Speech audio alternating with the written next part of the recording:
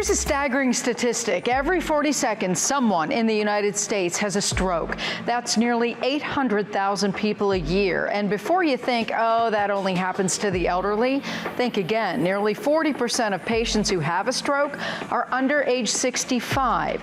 Today, we're looking at strokes in young people. You will meet some of these patients. A young woman who ran into a stranger's garage, unable to speak, pleading for help with her eyes. I went to yell out, "Oh my gosh, what's going on?" And it was just sound. No words were coming out. A new mom who was told her symptoms were just stress from having a baby, and why she knew those doctors were wrong. Absolutely not. And I want another opinion. If I let this continue, I'm going to have physical or mental deficits. And a personal friend who told me he wasn't having a stroke. He just stood up too fast, and why I knew he needed to go straight to the emergency room. I just bent over and I'm going to wait for my vision to come back. And you said, no, you're having a stroke. The signs to look for, the symptoms that are different in young people than in older stroke patients, and what doctors say is the #1 thing you need to do to save your life if you think you're having a stroke. We have your best prescription for life when it comes to strokes in young people straight ahead.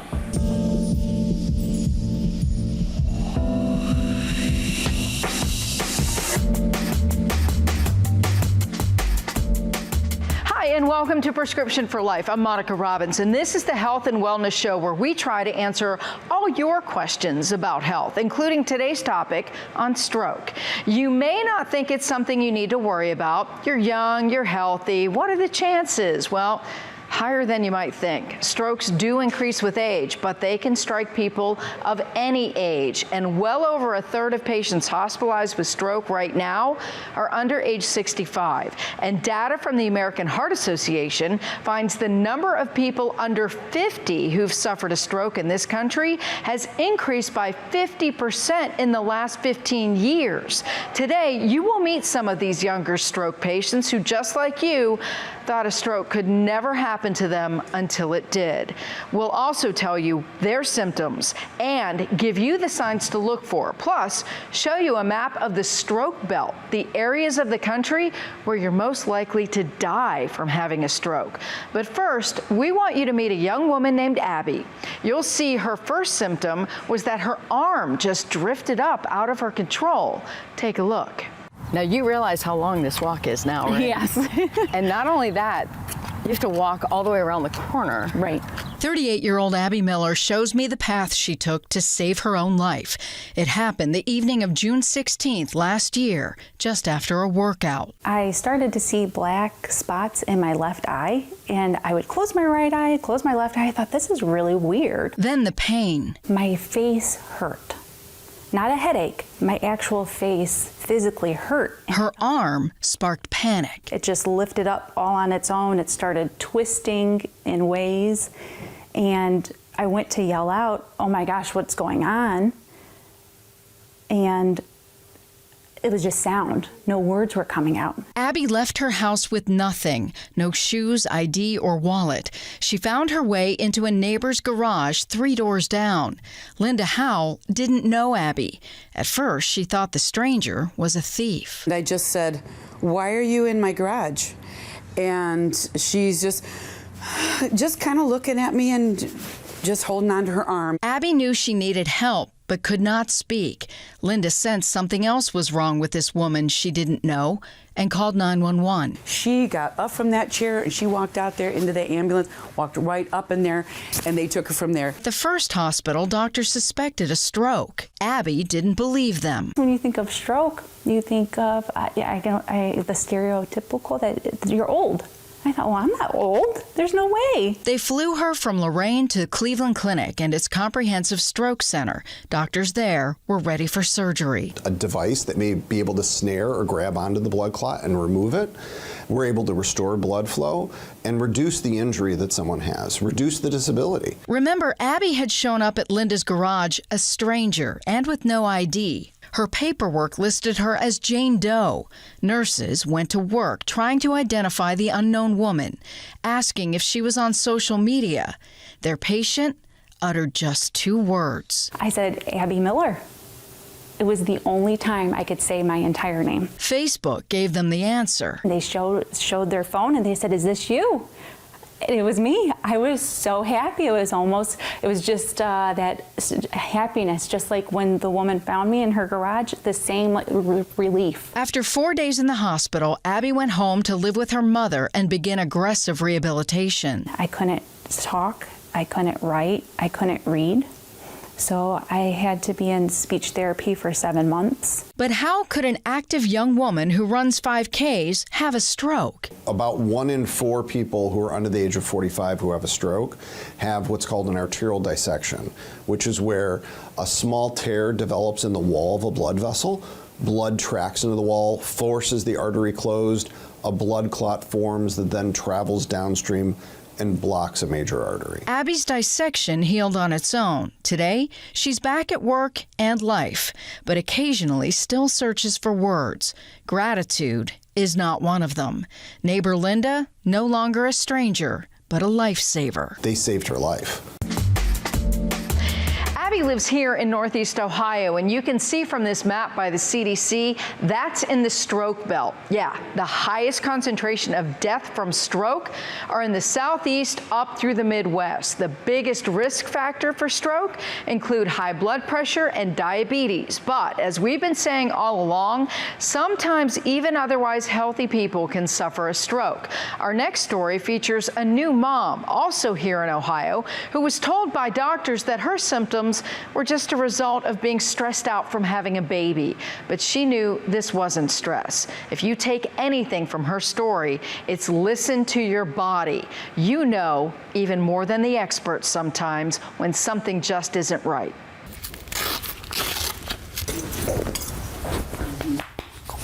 Kate Sipple started riding at age 2, and her love of horses led to her veterinary career. She's been competitive horse riding since 2014 and also added mom to her titles. 2 months after John David's arrival, Kate and Norwin returned to the ring. A great ride until a terrifying moment.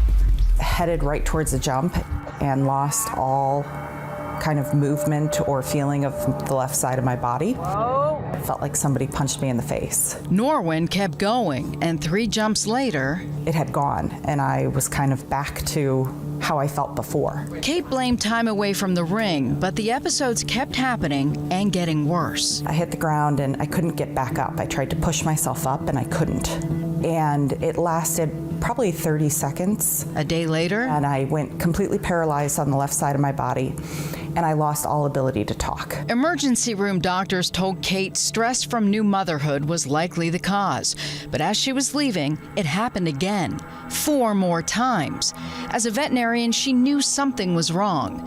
This time, she reached out to her own doctor. She said, "You are 100% correct. This is scary. This is not right. Let's do something." And she got me into a neuro consultation. The neurologist diagnosed mini strokes called transient ischemic attacks, or TIAs.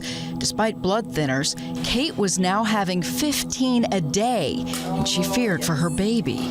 Who was going to take care of that little guy, and who was going to raise him to do all of the things that I wanted him to do? I just laid in the hospital bed in tears. In general, TIAs don't cause brain damage. They typically resolve in about 24 hours, but they are a huge red flag.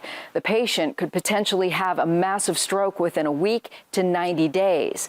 Kate's doctors told her it was okay to have 2 or 3 a day, and they would check on her in 6 months. Absolutely not.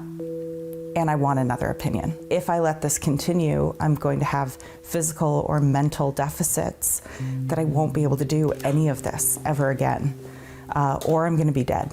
Finally, she learned the cause, a rare condition called moya moya. It's where these blood vessels kind of wither away to nothing. She needed a specialist and didn't have to look far. We see dozens and dozens of patients per year with this condition, and many of them will go on to surgery. Cleveland Clinic surgeons took Kate's temporal artery and connected it to another artery in her brain, bypassing the dwindling carotid and saving her life. Moya moya vasculopathy is a rare vascular condition that develops. It typically develops in childhood, or early adulthood. It involves a thickening that occurs within the carotid arteries that are inside the brain, eventually causing complete blockage of these arteries. We understand what happens to the blood vessels, but what we don't know is how to necessarily prevent this from happening. Kate knew how to prevent becoming a statistic. She took back the reins on her own life and is now healthy, happy, and stable, just like Norwin. Now we want you to meet David, a man who suffered a stroke in his late 30s. He hopes his story helps prevent what happened to him from happening to others. Here he is in his own words. I don't really remember what happened. I just hear kind of the story and the details. Someone had saw me driving and called the police, and so there was an ambulance in the area waiting for me. As I crashed, I guess they took me out, took me to the hospital, and I woke up about 3 weeks later. My name is David Kenyatta. I'm a stroke survivor. I had a stroke in 2016, and I'm doing great now, you know. It was hard. I was sad. I was lonely. I missed my kids. I missed my wife. It was just difficult. I had headaches. I had signs that were letting me know something was wrong. I think I just ignored it one day too long, and the vein popped, and that was that. Mine was caused from my blood pressure, and it caused the vein to burst in my head, so I had a hemorrhagic stroke. And I'm seeing people dying from this stuff, and I survived. It's crazy. It's like a total blessing. That was my wake-up call, and I certainly answered it, and I'm trying to do better so I can be here long-term for my kids. Now, this next story is very personal for me. By day, I'm a health correspondent, but on the weekends, I'm a wannabe rock star in my own band. And my band members are my family. That's why when I realized my bass player told me his vision just went out in one eye, I knew he had to get to the hospital immediately, even though he and the rest of the band thought I was overreacting. Here's Jim's story in his own words. Well, we were having rehearsal, because I play in this band with Monica Robbins called Monica Robbins and the Ninja Cowboys. Mm-hmm. And so we were having rehearsal. I went upstairs, I went to the refrigerator, I bent over, grabbed the can of pop, and I stood up, and all of a sudden my vision was gone. Just wrote it off as to one of those times where you stand up quickly and your vision goes temporarily, and I would be back. And so then I walked downstairs, and my right side was completely dark, completely black, and I thought it was a little odd. And I made mention to you and the other members of the band while I was there, and go, I don't think I can see out of my right eye. And then my vision started getting fuzzy in my left eye. And Monica Robbins said, "You're having a stroke." And I said, "No, I'm not. I just bent over and I'm going to wait for my vision to come back." And you said, "No, you're having a stroke. That's one of the signs of having a stroke." And so because I've had some heart issues with AFib before, I pulled out my little... No, get back to the part where you and everybody else argued that you were not having a stroke. Yes, everybody else basically said, "No, just sit down, we'll start rehearsal and we'll be fine." And... You had no fear. No, none at all. You really honestly thought like nothing was wrong. I didn't think anything was wrong at all. I wouldn't have been pushed. I think I would have sat there probably for an hour and waited for it to try to come back, and who knows where it could have gone, based on what I found out once I got to the hospital, that it was starting to progress. My vision was going in my left eye, and they said, "Well, because you were an AFib, you had a clot, because when you're an AFib, you start to pool up little clots, and then when your heart goes back into normal rhythm, it shoots it out, and you don't know where it's going to land." And so mine happened to land in the back of my head, and at that point, once I got to the hospital, they were all over me. "Talk to us, what time, when did this happen?" And I knew it because it was 1 o'clock. It was right when rehearsal was starting. I says, "I went dark at 1 o'clock. And this was at 1:45. And I'm laying in the CAT scan machine, and they're going, you don't know how lucky you are. We have this magic drug, and that this could take care of it and resolve it. He says, you don't have to take it, but he says it could progress. You might get your vision back, you might not. It might progress, you might lose, get paralyzed on your right side. It's your decision if you want to take the drug. And then they give you the downside of it, is that there's a positive 6% chance that you could bleed out, and those sort of things, which, when you're laying there and you got 10 people on you and they start, they tell you all the good stuff, and then they give you oh, by the way, there's a 6% chance you'll bleed out and die. And which is when I said, call my wife in, I would like to have this be a team decision. After that, literally within 4 hours, my vision was back. I was 100%. The clarity came back in my left eye. I could see completely in my right eye, which was 100% blind. They'd come in every 15 minutes, and they would do a full cognitive check on what can you see, what can you do, and they did that for 24 hours straight.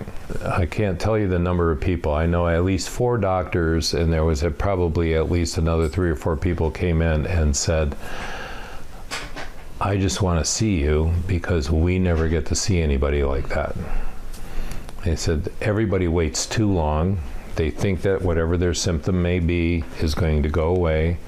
And there's only a 3 to 4 hour window in being able to use this drug. Afterward, it's actually a detriment. First hour, they called it the magic hour. They said the fact that you were here for the first hour, you were guaranteed that you would absolutely resolve the issue. He said, our problem, again, the number of people that came in said, we never get to see anybody like this. They're usually paralyzed, they can't talk, their face is drooping, their arms don't work, their legs don't work, because they waited 3 or 4 hours before they came to the hospital. And so you're like the miracle guy. We never get to see anybody like this. I learned a lot. I learned that I'm not immortal anymore. And I also learned that you have to pay attention to a lot of symptoms that I would normally have blown off in the past. When I tell people that I had a stroke 8 weeks ago, 9 weeks ago, and they go, you look great. I go, you don't understand. There's this magic drug, and that drug is the reason why I don't have any symptoms. First of all, to understand what the symptoms are, and then if you experience them or recognize them, to go immediately to the ER. Vision loss was something that I never thought of. It wasn't, when I think of somebody having a stroke, I think of, all of a sudden they're on the ground with total paralysis. You don't think of that just because I lost vision in one eye, that was the beginning of what could have been a serious stroke. Who knows how far it would have gone if I would have sat around for a couple hours like my drummer wanted me to do. How glad are you that you had a health reporter as your guest? I am very, I owe my life to the fact that my lead singer was adamant enough to say that either you go to the hospital now or I'm calling 911 and have them drag you out. Because I knew the signs, I helped save his life, and you can do the same for someone you love if you act fast. So what signs should you be looking for? Remember the phrase be fast to recognize a stroke. B is for balance. A person may lose balance or stumble. E is for eyes. One or both eyes may see spots, get blurry, or lose vision completely. F is for face. That's the symptom most of us are pretty familiar with. The face may droop or get paralyzed. A is for arms. They may have weakness in their arms, or like in Abby's case, one arm may drift uncontrollably. S is for speech, which may be slurred or incoherent, or you may not be able to speak at all. And T is most important, time. Doctors like to say that time is tissue, or time lost is brain lost. Every second counts when you're having a stroke. Do not wait, do not sleep on it, do not see how you'll feel in an hour or two. The number one thing you can do to save your life is call 911 immediately. That's all for this week's edition of Prescription for Life. We hope you learned a little something about stroke, and we never hope you need to use this information, but if you do need it, you may help save a life of someone you love, or maybe even your own. We'll see you back here next week for another episode. Until then, we wish you good health.